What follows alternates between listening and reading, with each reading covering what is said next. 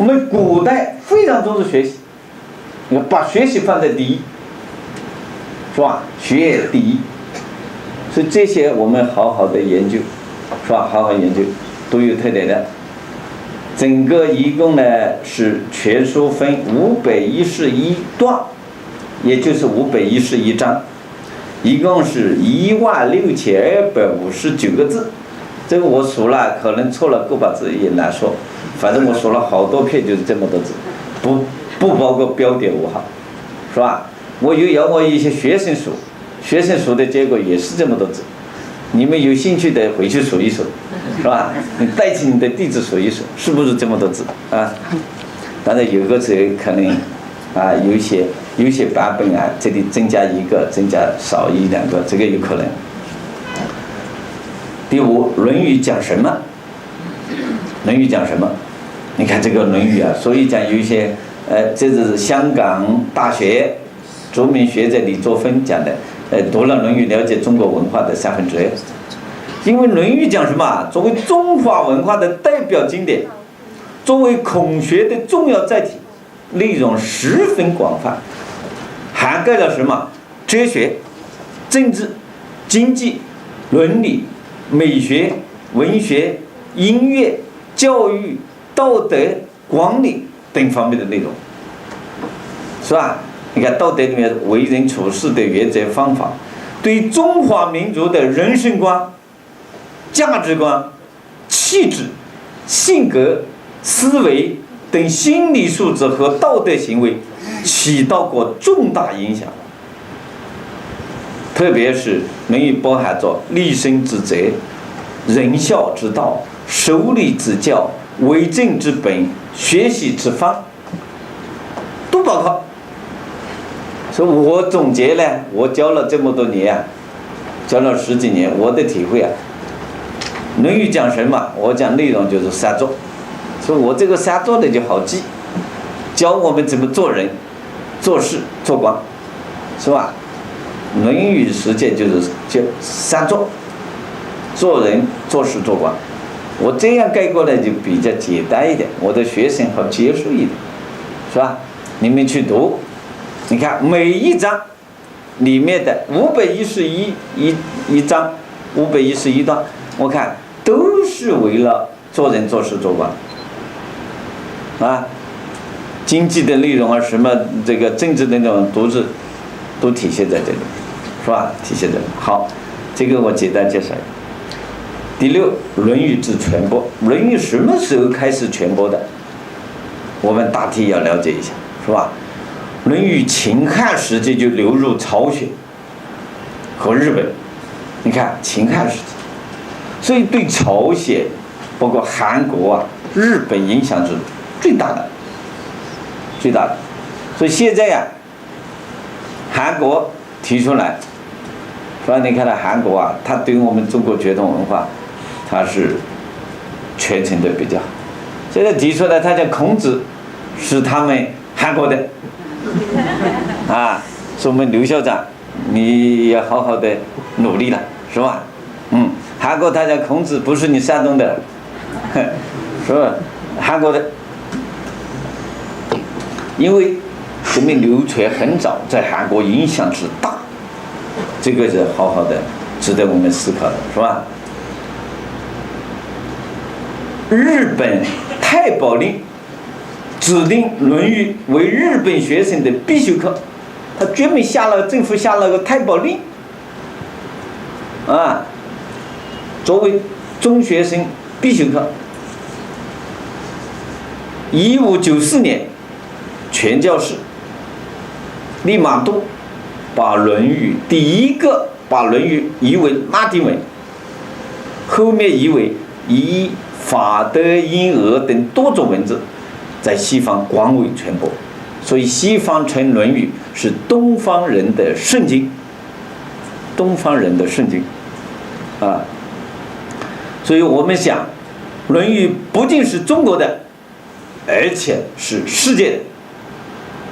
所以现在全世界啊，建孔子学院，是吧？建孔子学院。我们讲联合国办公大楼的大厅呢，都是用《论语》来指导了，己所不欲，勿施于人，啊。第7呢，我简单介绍一下《论语》之评价，怎么评价《论语》的，历史上国内外怎么评价的，是吧？我引用了几个学者的观点，就可以看出《论语》在对中国的影响，对世界的影响。《论语》20篇，无以半，作太祖，定天下。所以中国历史上就叫做颁布《论语》治天下，就这么来的。宋代的赵普给2个皇帝当宰相，很多人就嫉妒他，就讲赵普你有什么本事，就只读了一部《论语》。赵普说对不起，我没有读了一部《论语》，我只读了半部。结果他去世以后啊，赵普去世以后，打开他的书房桌上就只摆了一部《论语》，做记号的确实只有前面10篇，后面10篇一个记号都没有。所以颁布《论语》治天下就这么来的啊。西方人讲了，《论语》是中国人的圣经，是东方人的圣经。钱穆先生说，《论语》自西汉以来，为中国识字人一部人人必读书。这些中国人识字的，人人必读的，这个评价很高了，是吧？南怀瑾先生他讲孔子学说与《论语》的价值，无论在任何时候、任何地区，对他的原文本意，只要不故意加有曲解，始终具有不可朽的、不可毁的不朽价值，不可毁的不朽价值。唐一介先生，现在我们中国大陆啊，我们中国中华孔子学会的会长，老先生啊，现在呢在大陆我们认为应该啊，我们季羡林啊，老先生，还有谁呀？我们图书馆的馆长任继宇先生。你看2个国学大师，很奇怪，前年嘛，2个国学大师，同一天写史，同一天西去，一个98，一个96。所以啊，读经典啊，好处多得很啊。所以我告诉大家，读经典都能长寿啊。所以我们温主席是200岁，200岁。我们在座的各位呢是150岁，好吧？好吧？这个读经典你就他证明，大家都证明啊，你看我们读经典，大家什么都放开了，放得下，是吧？想得开，多做好事，看到我们学生一个个进步，天天开心，怎么不长寿呢？是吧？不长寿。好，你看唐一介就说了，《论语》是一部2000多年来影响着中华民族精神面貌的伟大的书。你看，精神面貌的伟大的书，在当今社会中，各种诱惑为多，做人很不容易啊。读《论语》对我们学习如何做人会有很大帮助，是吧？余秋里先生也说，美德的最高之本是孔子的《论语》，美德的最高之本是孔子的《论语》，是吧？这个李泽厚也说啊，怎样安身立命啊，怎样为人处事啊，中国没有圣经，大家就到《论语》中去找就可以了啊。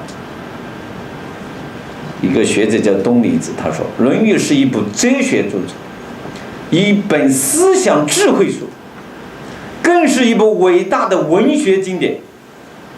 这个就说得很好啊。李兰也说了，认识中国文化传统要从儒家开始，认识儒家要从孔子开始，认识孔子则需从《论语》开始。《论语》是古今中外绝无仅有的一部奇书，这评价很高啊，是吧？是人类文化史上的一大奇迹，是中华传统文化的渊源，是中华民族的文化精粹，是古人智慧的结晶。所以《论语》的评价很多很多，我这里所以我在这里也写了几句话，学习《论语》的意义，是吧？写了几句话供大家参考。我讲是走进圣人孔子，聆听先哲教诲，亲近传统文化，来获得我们精神涵养，增加文化底蕴，提升我们的人文修养，学会智慧生成。现在我们现在生成不是会智慧生成，文史远大发展。第5句话我写来的，参悟经典精髓，指导人生未来，是吧？指导人生未来。所以我们学习这个《论语》确实我们读了以后学了以后确实我的体会是什么？我们过去太不懂道理，知识太贫乏了，是吧？读了以后才知道，我们确实是有知识没文化，有知识没文化我希望我们大家好好的。这里呢，我原来跟我的弟子也提出几条怎么学好，是吧？我想第一，你这个心要静，心不静读不好经典。第二呢，你要初读，是吧？一定要初读。第三，我觉得一定要听听老师讲，听听这些教授讲，听了我不听是两码事。我听了很多老师讲，确实对我的帮助很大。第4个，我认为要熟读，听了再去读，再去读。读了以后呢，我是提出来，我的小学高年级、初中生、大学生成人，我提出来要抄写，至少抄3遍，抄5遍。昨天我们有一位我们这个郭老师，他就现在抄，每天晚上抄，是吧？我不是讲到苏轼怎么成文学家，是吧？史记、汉书这些都是10几万、20万字的，抄3遍。所以我就总结一句文学家怎么做出来的？抄出来的所以我带弟子我今天讲完这几章这一篇，必须要帮我全部读了背诵。我们国学院，我们邓教授、我们殷老师、殷校长，我们带弟子都是这样，我们统一要求，是吧？必须要读，必须要背，读了全部能背。第2，一定要听我们讲。第3，一定要抄写。抄写了，抄还要写写什么？我这里2个字，是吧？抄还要写体会，写文章，每一周要有1篇学习《论语》的心得文章，题目自己写。你看我的那些弟子那些文章刚来了写5句话，28个错别字。现在的高中生这个水平这么低，是吧？写个几百字、几十个错别字，写的文章，我叫做用句话呢，我们湖南话，我经常批评一些学生的话，叫做鸟屁不通，鸟屁不通，太差劲了。我的方法就是这样，你们可以试一试我的学生呢写新的题目，你不要由他规定他写什么。我读了这10篇，你哪一点感受最深的，你就写哪一个。题目由你自己拟。你看我学生那些写出新的题目本身的题目就是一部伟大的学习《论语》的伟大的经典名句。你看学生的题目都是经典名句，他新创造的新的名句，他从《论语》中提升出来的，是吧？我每一学期把学生的文章每人1篇、2篇别一本学生的习作集，学生的习作集就送给每个家长，送给社会的。